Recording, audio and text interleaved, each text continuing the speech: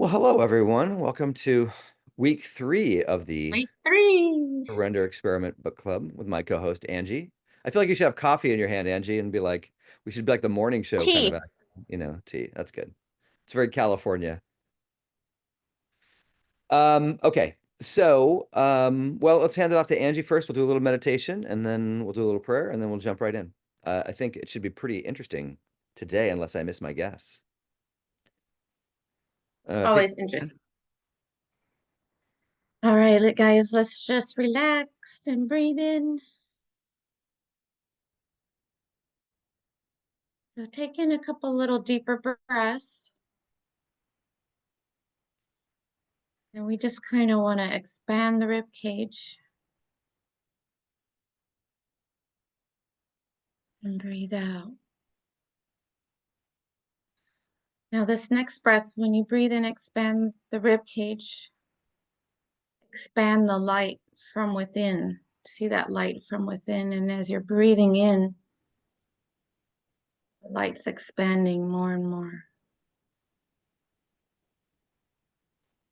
And as we breathe out, we're letting go any toxicity or negative.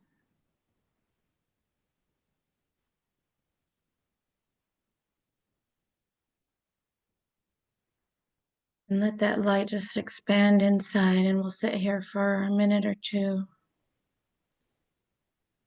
with that light.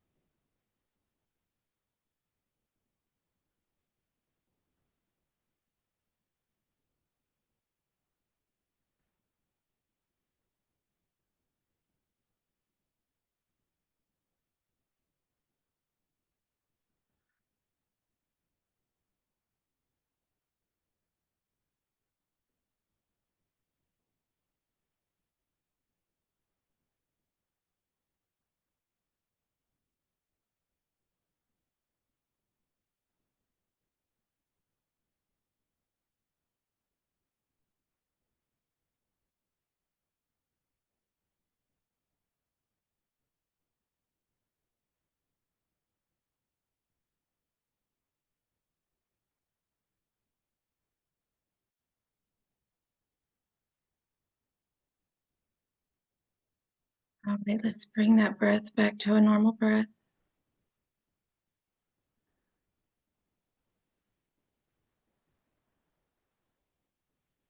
And when you're ready to come back to the room, open your eyes and join us.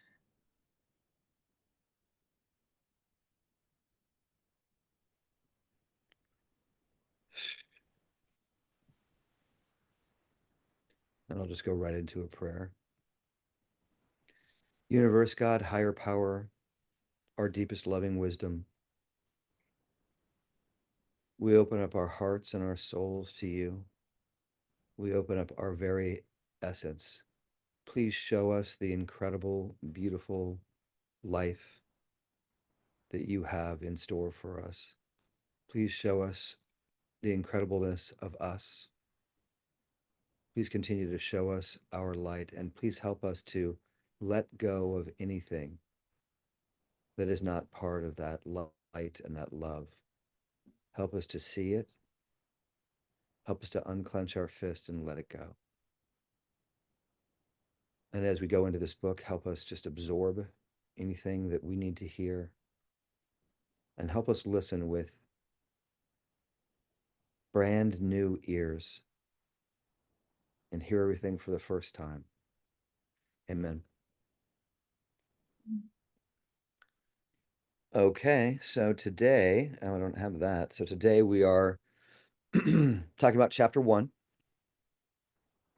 And so we're not going to talk that much before we go right into um, sharing ourselves, because what I'd love to do today is let me share this way because that looks a little blurry. I'm guessing that looks a little better. Okay, so I'm just going to read this beginning part, not with a shout, but with a whisper. I'm going to skip his introduction. We all know. But then it says, then something happened to me that was so profound that it changed the direction of my life.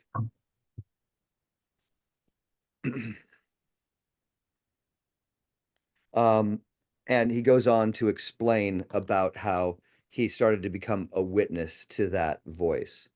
And I thought it might be a good opportunity, because this is a spiritually based sort of group, right? That people here have had shifts and awakenings and um, enlightenment moments. I thought it'd be good to, so he here is talking about, in the middle of this conversation, this ordinary conversation, all of a sudden he got this step back in perspective, and he was able to sort of witness his thoughts. He'd never seen himself as separate from his thoughts before.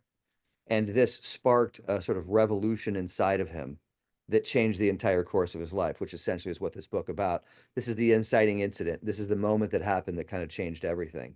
And I'm really curious to um, see what sort of events have happened to you, right, that are similar to this. So we're gonna do that, but first I just want to sort of like recap just a touch. Um, so looking back, we read the premise so far. That's all we've done before today. The premise was kind of two ideas. The premise was there's this ego inside of us that is constantly trying to control everything.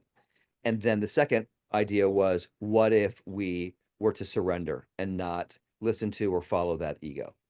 And last week we looked at some very real examples of things that we could potentially surrender, and we could and just looking at things that we could possibly surrender, we could see how bound we were by the things that we just didn't want to surrender or let go of. So I Yes. thought about you this week, Angie, and I had a conversation with somebody that was, pretty poignant and pretty on guard, and so on topic. And so I just want to sort of share that with you, in the spirit of this notion of um, really surrendering everything. So the thing you talked about last week was your boys and how important they were to you, and that fear of harm coming to them. And in this conversation I was having with a friend, it was the thing is the thing that you're dreading is already happening. In other words, we think that again, the ego always tricks us. It's this magic trick that it does. It has you think that you're thinking about the future, but really what it's doing is it's torturing you now. You get that? So that you're already tortured. Mhm. It's not, oh, when this is going to happen, I'm going to feel tortured. No, you're tortured now. Right? And so what we want to deal with is the torture. We want to address the torture because that's the real problem. The real problem is not what does or doesn't happen to your boys, who I love very much, obviously, right? But the real problem is that the disease has tricked you into feeling terrible all the time and pushing this energy down, right? By saying this is something that is not currently happening, but something that could happen. And so it's just tricking you. It's like it's kicking you in the shins right now, saying, "Look, so sorry." The dog got excited. Saying, look over there. It's saying, look over there, while it's just beating the crap out of you right now. So I just wanted to share that with you in terms of surrender. These are the things that are really happening. All these moments where we think we're holding on to these things and trying to protect ourselves, it's really this. The disease is tricking us. So really there's no reason not to surrender, because because the whole thing's not real to begin with. Okay, so that was my little preface for today, just to sort of catch us up to these things where we're bound, right? And we're not willing to surrender are places where it's not that we're not surrendered, it's that our ego is afraid and terrified and holding on, right? And so really it's about bringing consciousness to those parts that cannot and will not and refuse to surrender, to see that the pain that they're in and start to bring this light and love to them. It's not that we can't surrender, and it's not that we're locked in this suffering. Okay. So there you go. That's a warm up. Okay, so now let's hear from you. Who wants to share their sort of enlightenment, spiritual awakening moments?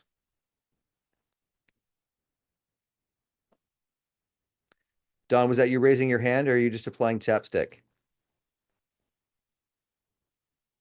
You're gonna share? Okay, thank you. Hi.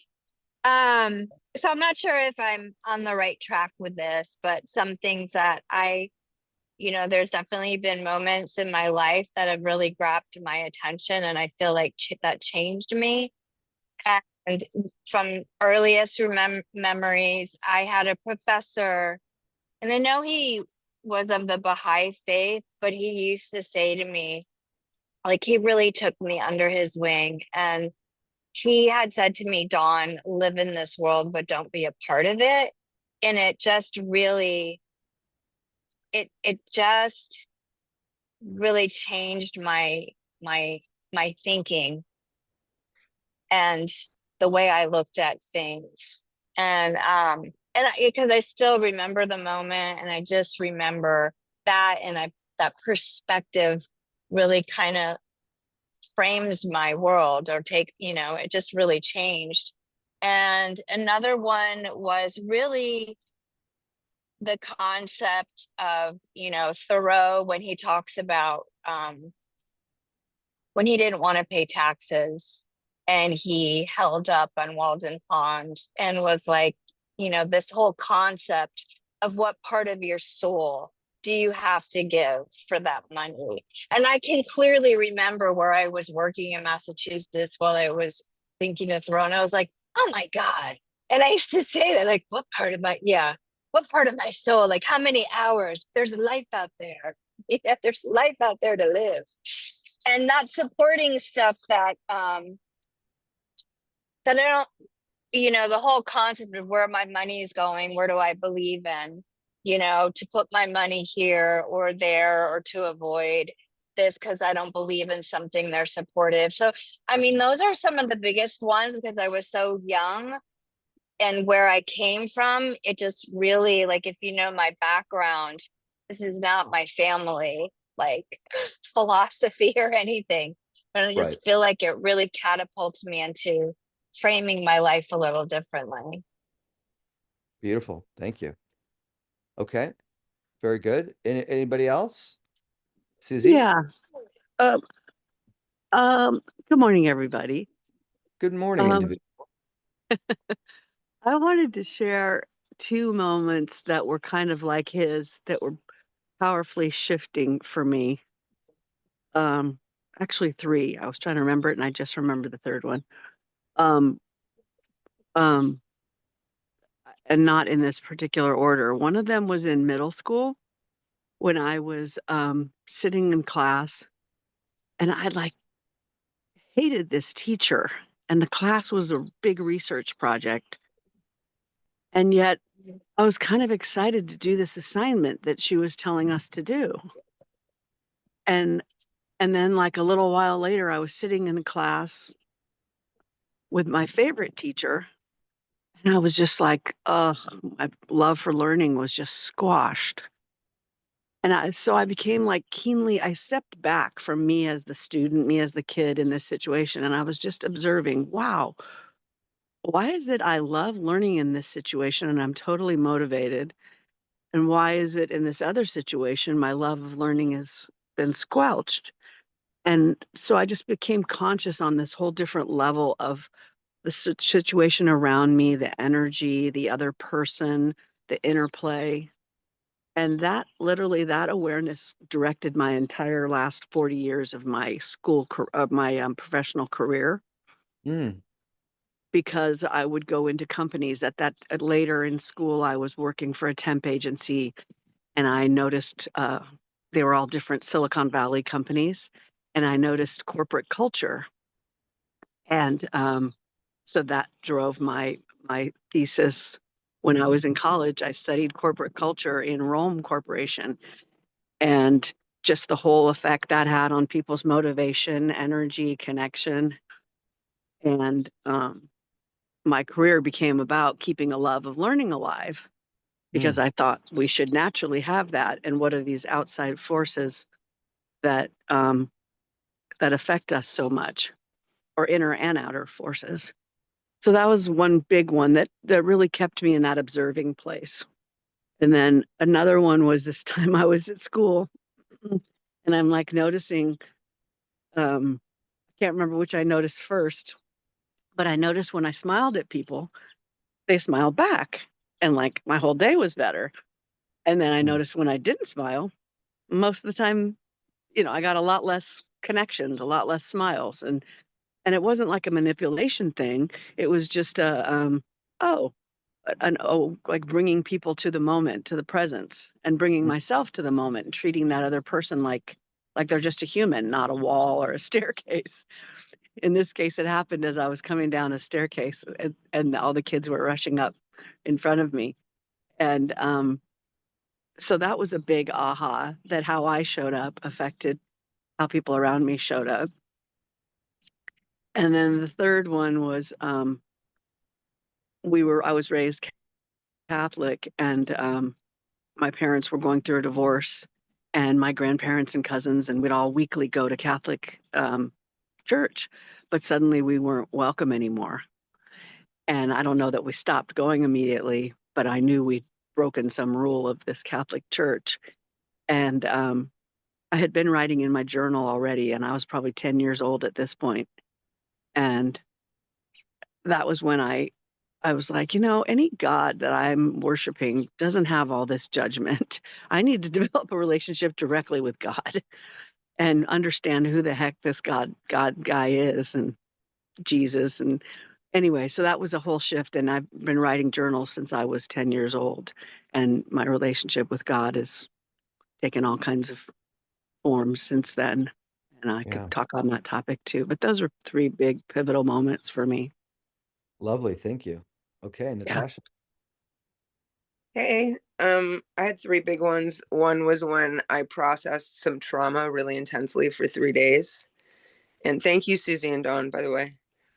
And then when it broke, I had this experience with an inner child experience. And then went into like a 6-month state of bliss. And then another one was when in a meditation, a 4 centimeter tumor just vanished. And then another was sitting next to my mom's dead body and having an experience of unconditional forgiveness and all of the suffering that I'd ever felt in my life with her and her suffering just lift out of me. Mm. That's it. You're not sure about the love molecule, huh? And that? Don't say the name of. Oh, I'm sorry. Yeah, that the first one had I wrote a book wrote through me before going into the 6 months of bliss, like at the beginning of it.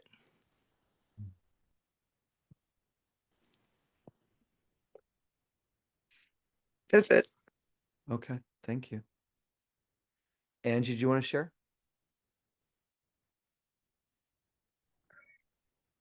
Yeah, I just think of in 1993, I was like 23 years old, 22, 23 years old. And I had been searching for a church. My future husband invited me because I was going to church with my mom, but there was nobody my age, and there was no young people around me wanting to have a relationship with God. You know, it was all about partying and drinking at that age, early 20s. And anyway, um, this this gentleman and his friend come into my work. I'm not there, but they come in to have a what's called like a quiet time. And they invited my boss to work. I mean, to church. And she says to them, yeah, we're not interested in church, but Angie would be, and she's had a really rough time with relationships. So fast forward, I went to that church and there were it was mostly my age. And these people were very serious about church. It was a strict church and serving God. And it was like, it just seemed like such the right thing that I had been looking for. It seemed this is exactly what I was looking for. It was magical. It was prayer meetings on top of mountains. It was volleyball games in the dirt. It was 30 people going to TGI Fridays not to drink on a Wednesday night. It was all those wonderful things, and I got baptized and I got forgiven of my sins and it felt amazing and it felt like being a child, being pure, being a child, felt like all of that. And it did address the past, but it never addressed the trauma of the past. It was more seeking forgiveness for what you did in your life, not the hurt that other people did in your life. And so for a few years, I thought I was really on the right track and really saved. So I would say for a few years, it really changed my life. But then fast forward, I was in the church 15 years. That was really a cult. They were doing mind control, things like that. So it was a like a whole 180 shift one way, and then basically at the end of it all, back to the beginning, back to the other way. Hmm. If that makes any sense. I don't know. Natasha, do you want to say something else? Oh, okay. I'm sorry, your hand's up. Oh, there we go. Yeah, it's interesting. Well, hearing all of yours, it's they all remind me of different ones. I wasn't going to share this one, but I will just because it's interesting to me. But Susie, you reminded me of one. I think one of my first awakenings. I was 17, and I was a born again Christian, and I looked, and it was like I couldn't see any difference between all the people that I knew in church and all the people that I knew out of church. They all seemed kind of the same to me. And I realized, there's some Buddhist monk who's been meditating every day for 30 years of his life, but according to some people, because he doesn't do it this certain way, he's going to hell forever. And I was just like, okay, that something about that just didn't track. And I was like, I was like, if there is a God, then he's available to every person everywhere at every time. And at 17, I think that was the start, really the start kind of my spiritual journey. I had little small ones when I was younger. And then Natasha and I have talked about this one, but I had one where 3 months I had kind of something that's similar to what he talked about here, where I had 3 months where I snapped back from my personality. I could still see everything kind of operating, but it's like I wasn't me. It was like this little mini enlightenment experience. Um, and it lasted for 3 months and then it was just gone. And I was just like, what happened? And I couldn't get it back to save my life, and then most recently it was, around 5 years ago, and I've talked about this, but I was in the pit of hell, going through terrible, terrible feelings. And the first moment that showed up, and one thing I relate to what he says in here is like how quiet it was. It wasn't this like total like smash into my life kind of moment. It was this very quiet thing of like, oh, okay, whatever that energy of God is it wants for nothing. And I somehow knew in that moment that I was intrinsically connected to that. In other words, there was zero separation from me and God, and that I was in fact made of the exact same thing. Whatever God is made of, whatever material God is made of, I'm made of the same thing. And so therefore I want for nothing. It's just got that somehow on a fundamental level, I want for nothing. And so all the wanting that I have is coming from somewhere else. And then also and I've shared this a couple of times too, but I'd gone deep with some people to a sort of soul level, and then that happened for me. I sort of could see my own sort of deepest spirit and how lovely and incredible it was. And I realized my whole life had been about feeling that I was terrible and worthless and trying to fix that. And that I saw that I was intrinsically not there was intrinsically nothing wrong with me, that I was this incredible, beautiful spirit and soul. And those two have reverberated because they made a difference back then, but I had no idea the difference that they were going to make over the course of the next 5 years. Those two insights and awakenings just grew and grew and grew. And now I look back to that mini enlightenment experience that I had like 10 years ago, and I go, oh boy, God, even that was so terrible. There was so much gunk and grime and junk. It was just like this, it was this momentary glimpse, and then right back into the sort of hell and suffering. And so that pales in comparison to, what I get to experience every day now. So quite grateful. Okay, well, thank you everybody for sharing. Did anybody want to add anything before we go in to see what he's got to say about his awakening? I just wanted to say, I loved listening to everybody so much. I just wanted to say that I felt like his first awakening, I guess I've lost track a little bit of the chapters, but his first awakening seemed like more of an observer situation, and the spiritual component comes in, I feel like later, and Yeah. then of course it just keeps deepening and deepening. Um, but Yeah. and then also he says, I'd never read anything like this, and my mom studied transpersonal psychology and the id and the super id and the ego. And so I was kind of surprised that I didn't hear any mention of that kind of stuff, because I feel like the first level of his observation had some relationship to that Yeah. area of study. So those are Yeah. two observations. Yeah. I mean, it seems like this was the crack. This was the crack in the armor for him. It wasn't complete. I mean, if you watch his journey, I mean, I feel like there's some definite like rookie moves in here, and things that roads that he went down, I think that we'll see as he goes through the process. He definitely there's some things he has to unlearn, because the one thing that I've seen about awakenings, and just studying different people who've had awakenings, um generally it doesn't kill the whole ego almost for anybody, right? It what it does is it kills such a big portion of the ego. It can kill 70-80% or something like that. And then the ego that's left covers up, and it starts talking about, gosh, I'm so enlightened. You know what I mean? And it's totally blind to this other stuff over here. If you guys want to see something on this that I think is pretty fascinating and incredible to watch, there's a documentary called The Vow, in which this guy, it's this kind of occulty thing, but he creates this thing around him, and he clearly has something going on.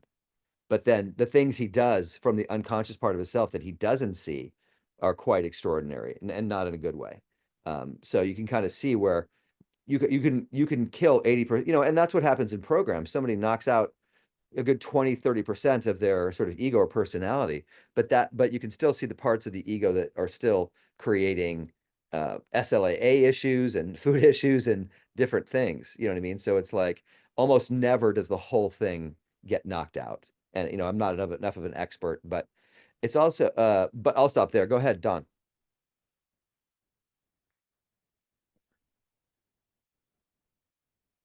Sorry, I'm slow with this.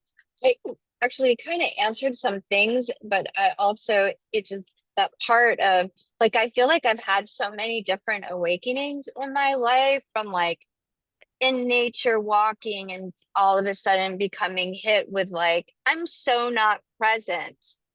Here I am in this beautiful place, and then practicing like, look at, getting into the present and noticing that difference, what it looks like, and just taking that everywhere in life. Like, to me, that was a huge awakening, because I awakened to this life that existed in my head that I got distracted from, most of it imaginary. And so that was an awakening for me that has grown, but yet here I am still, learning all these, being uncovered to all these different things that blocks or whatnot. And I think about just, this time in my life where I was so stressed out, and I went back to school, and there was an abusive, professor, and me just like back in the woods reading Emmett Fox and having a moment of shift, like, what is this in the scope of the world? This doesn't mean anything.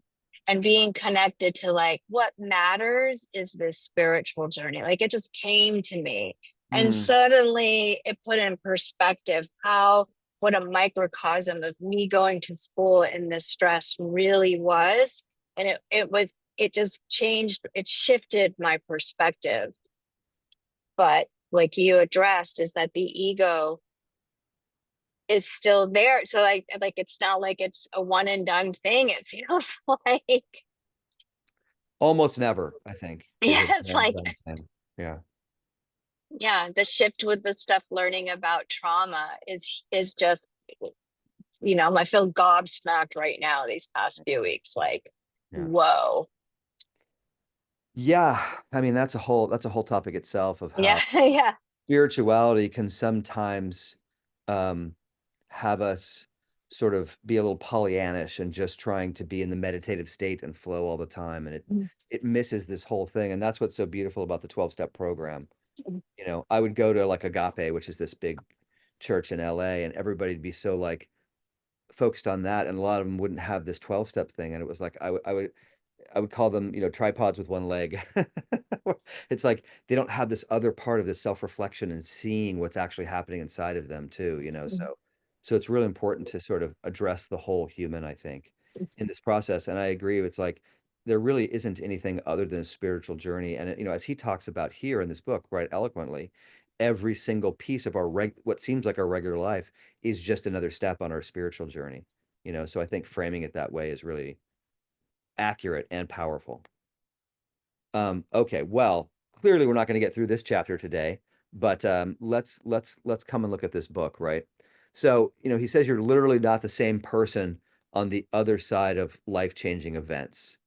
And let's see. So your interests change, your goals change. In fact, the underlying purpose of your life changes. Um, and for me, I don't know about you, I'd love to hear what your guys' thoughts are. For me, that's sort of true, not true. In other words, is definitely there's this huge rearrangement and displacement of emotions and all of that and shifts. Like for me, going from achievement is everything to achievement is not important. That's a pretty big life shift where you can say I'm not the same person on the other side of it. But for me, what's interesting is yes and no, because on a certain level, I feel like I've become more of the same person, like more of who I really am. Like there was a slight misunderstanding. So it's like, I don't feel like I've changed fundamentally. I just feel like I'm just now a little bit more in alignment with who I've always been. And I was just kind of missing it. So I don't know what your guys' thoughts are on that.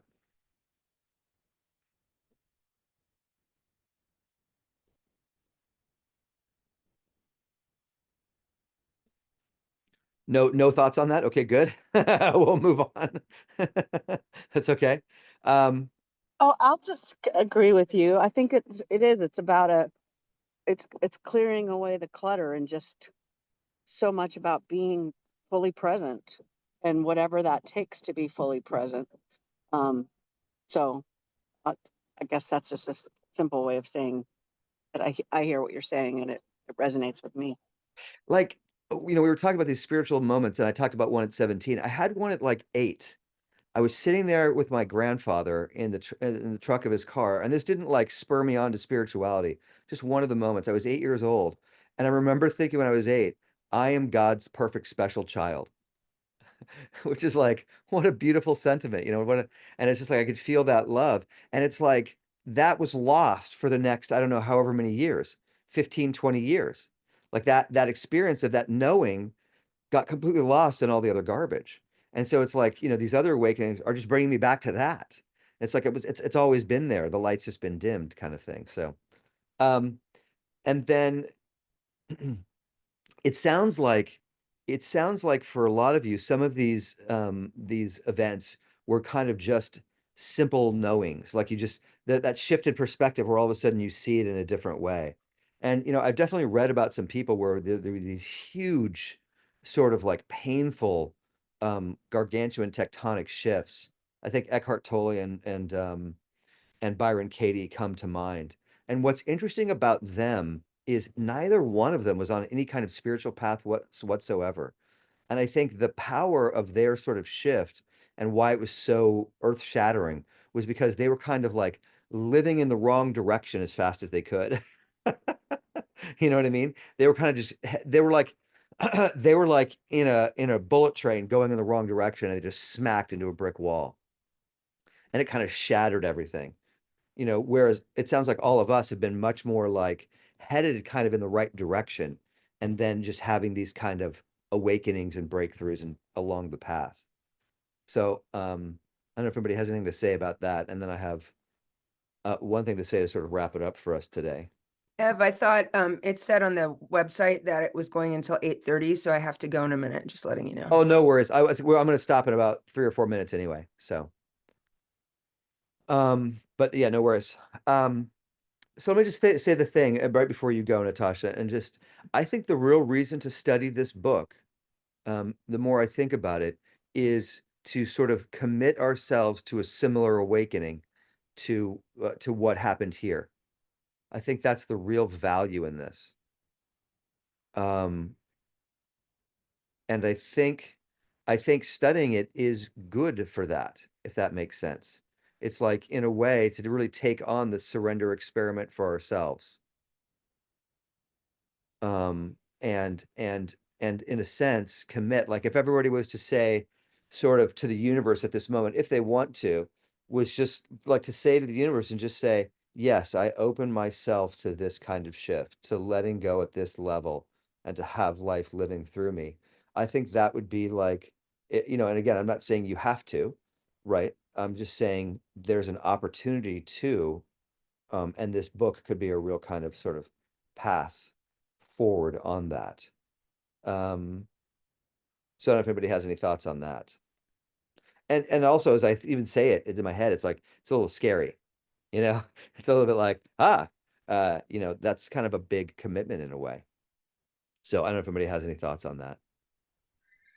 Yeah, it felt exciting and scary at the same time when you were saying it. Yeah. And it's like, is there a yes in there to that? Is there a There's a yes? yes, and then there's a hesitation. That's fine. That of course there's gonna be a hesitation, because the ego is not just gonna go, oh yeah, sure, I'm on board. The ego is terrified because that sort of opening is kind of ego killing. And so the ego's like, I'm not signing up to die. So yeah, Don, did you want to say something? Oh, I sorry. I looked like you were raising your hand there, Don. Sorry. Okay. Okay, well, so let's kind of end it here for today. I have a shoot that I have to run off to, and Natasha's got to go.